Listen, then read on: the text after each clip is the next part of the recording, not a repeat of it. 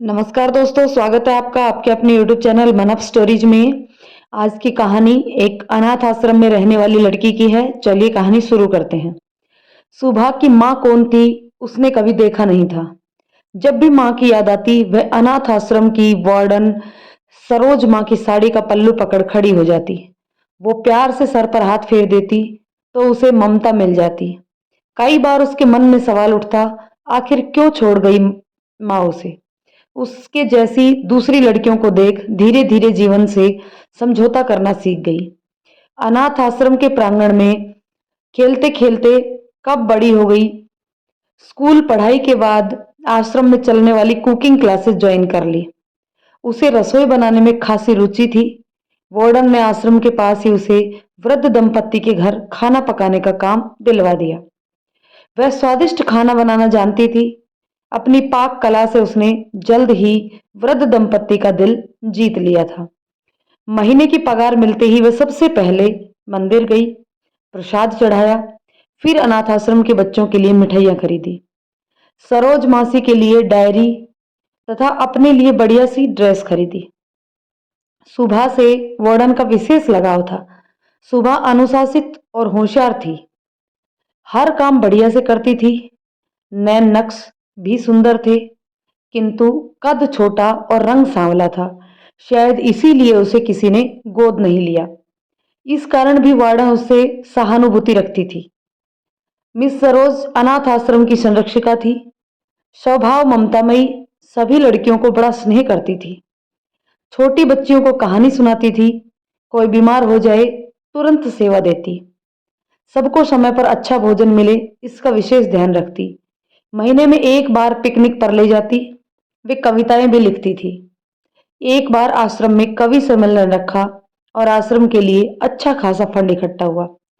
Saroj college की पढ़ाई के बाद यहाँ नौकरी करने चली आई।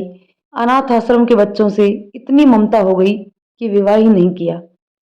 सरोज की कॉलेज सहेली राधा भी उसी शहर में रहती थी और अक्सर सरोज से मिलने आ जाया करती थी। बच्चों के लिए फल और मिठाइयाँ लाया करती थी।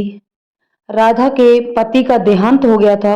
वो अपने दोनों बेटों और बहुओं के साथ रहा करती थी।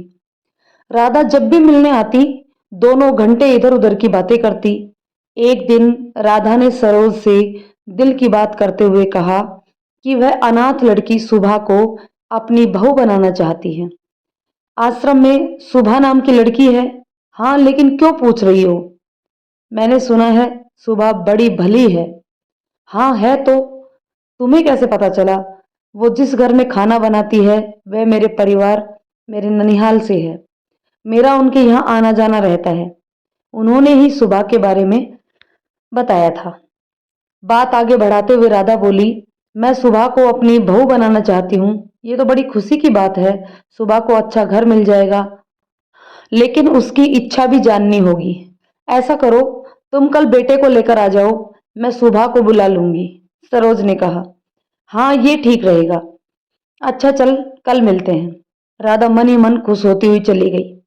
अगली सुबह सरोज ने सुबह को कहला भेज दिया कि कल घर पर मेहमान आ रहे हैं और वो मदद के लिए आ जाए। सुबह नियत समय पर सरोज के क्वार्टर पर पहुंच गई। राधा अपने बेटे संग आई। सुबह चाय नाश्ता ले आई। सरोज ने उसे भी चाय पीने बिठा लिया। राधा से पहचान करवाई। कुछ औपचारिक बातें हुई। मेहमानों के चले जाने के बाद सरोज ने सुबह को राधा का बहू बनाने वाला प्रस्ताव सुनाते हुए कहा, देखो सुबह, निर्णय तुम्हें ही करना है। तुम्हारी मर्जी हो तो मैं बात आगे करूं। आप मेरी माँ समान हैं, जैसा आप उचित समझे। आपका निर्णय मुझे मंजूर है। मुझे तो घर और वर अच्छा लगा। तुम्हारी जिंदगी संवर जाएगी। राधा दिल की अच्छी है। दो बेटे हैं। बड़े बेटे की शादी हो गई है। घर में दोनों भाइयों के अलग अलग हिस्से हैं। दोनों की अपनी मिठाई की दुकान है।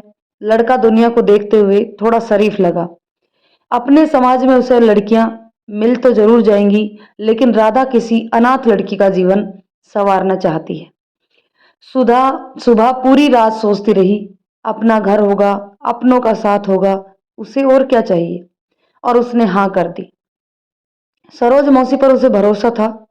सुबह और देव की कोर्ट मैरिज संपन्न हो गई। शादी की पहली रात सुबह की सास राधा उसके कमरे में आई और उसके सर पर प्यार से हाथ फेरकर बोली, बेटी, देव भोले बच्चे जैसा है, बड़ा नहीं हो पाया।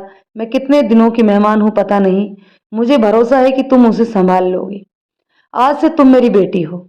यह कहकर राधा ने सुबह को गले लगा लिया। प्यार पाकर सुबह रोने लगी।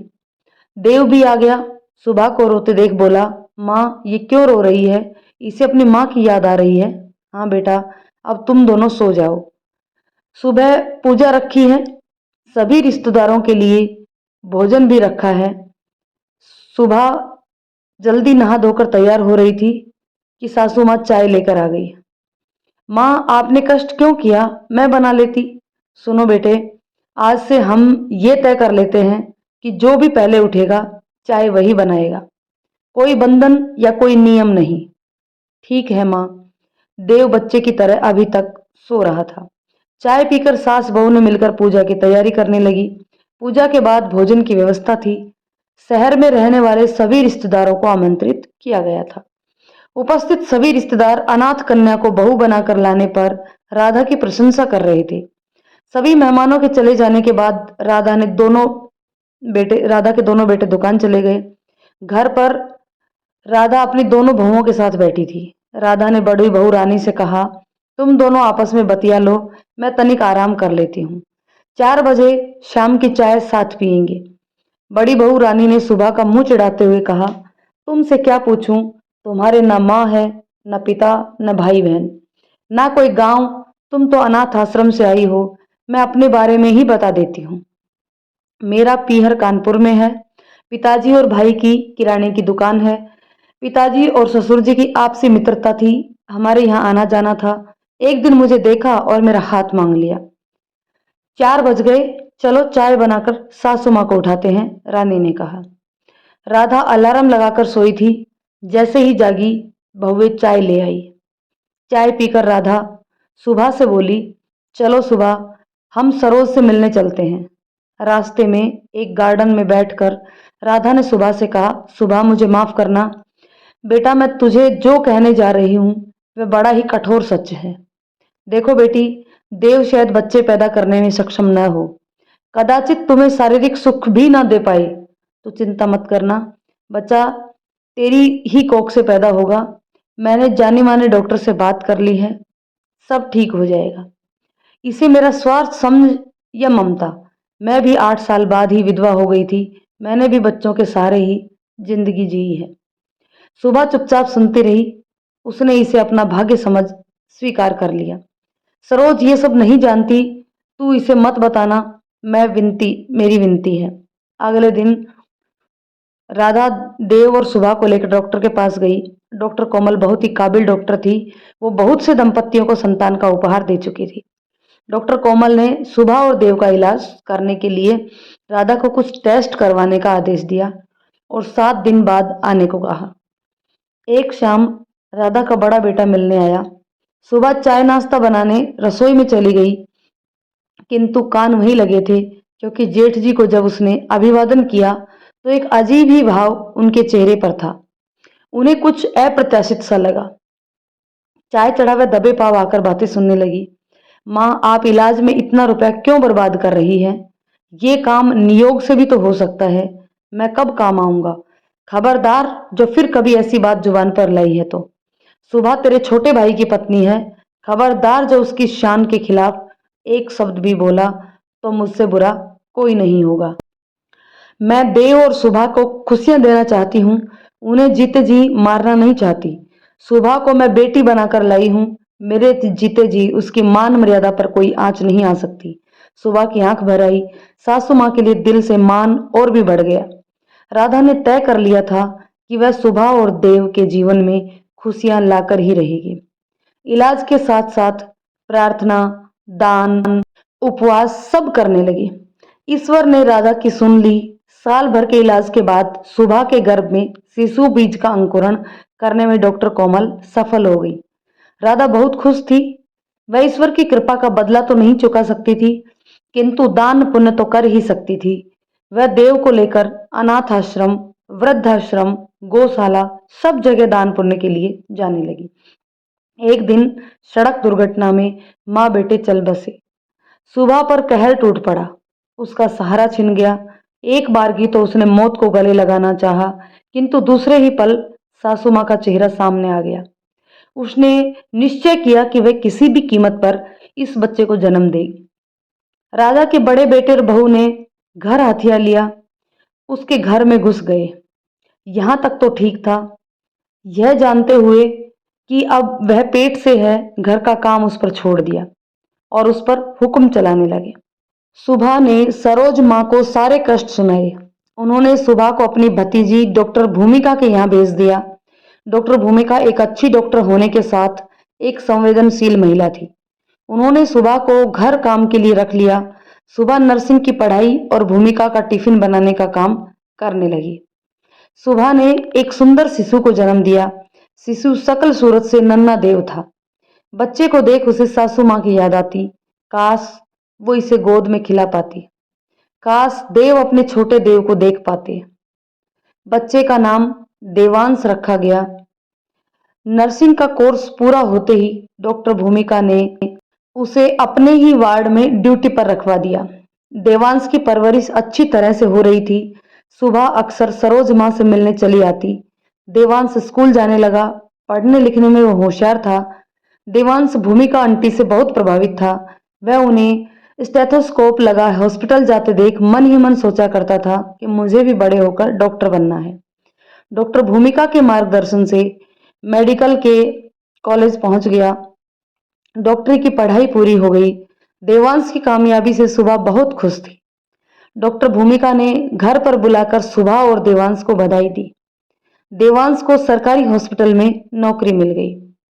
देवांश ने उसे नौकरी छोड़ आराम करने के लिए कहा, किंतु सुबह ने समझाते हुए कहा था, बेटे मैं खाली घर पर नहीं बैठ पाऊंगी।